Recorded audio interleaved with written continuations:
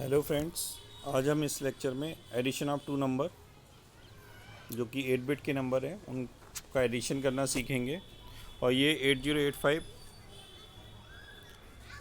Assembly programming में हम लोगों को वर्क करना है, जिसके बारे में हमने पहले भी आपको बता चुके हैं। तो इसका जो मेन ऑब्जेक्टिव है वो ये दे रखा है कि पहला नंबर हमारे पास 42H है, जिसकी लोकेशन हमें दे रखी है 8000H, और दूसरा नंबर है 35H, जिसकी लोकेशन जो है वो 8001 लोकेशन पे दे रखा है। और दोनों का एडिशन होने के बाद 42 और 35H का एडिशन होने के बाद जो हमें नया नंबर मिलेगा उसकी जो लोकेशन आएगी उसे हमें 8002 पर स्टोर कराना है।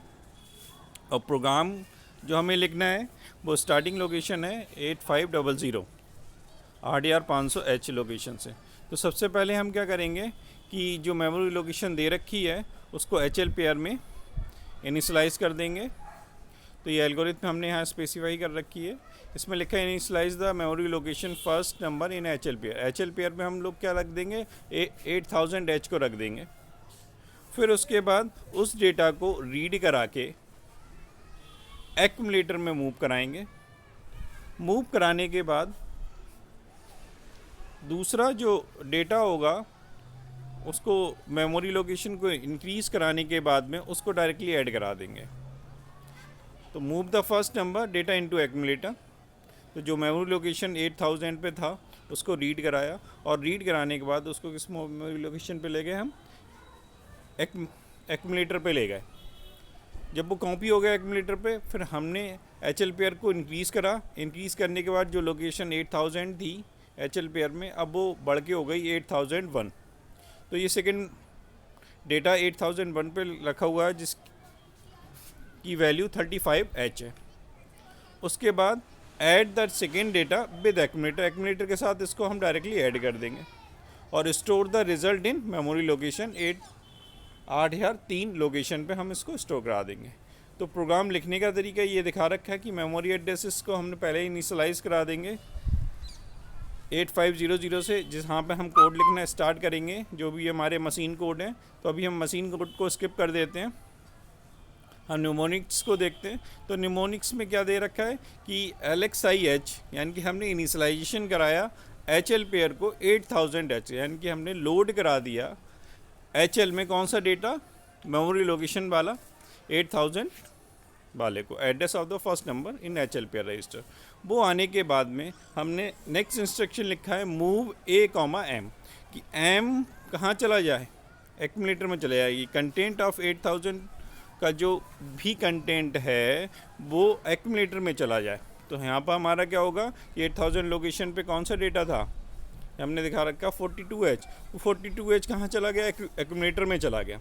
एक्यूमुलेटर में जाने के बाद हमें क्या करना है, दूसरा डेटा को लेना है। तो दूसरा डेटा लेने के लिए हमें क्या करना पड़ेगा, इंक्रीज़ कराना पड़ेगा। तो हम करेंगे INXH। तो जैसे ही हम INSH कर लिखेंगे, वहाँ जो HL पेयर है वो इंक्रीज़ कर जाएगी। HL पेयर में क्या है 8000, अब क्या हो जाएगी वहाँ 8001। और 8001 पे हमारी कौन सा डेटा दे रखा है, 35H।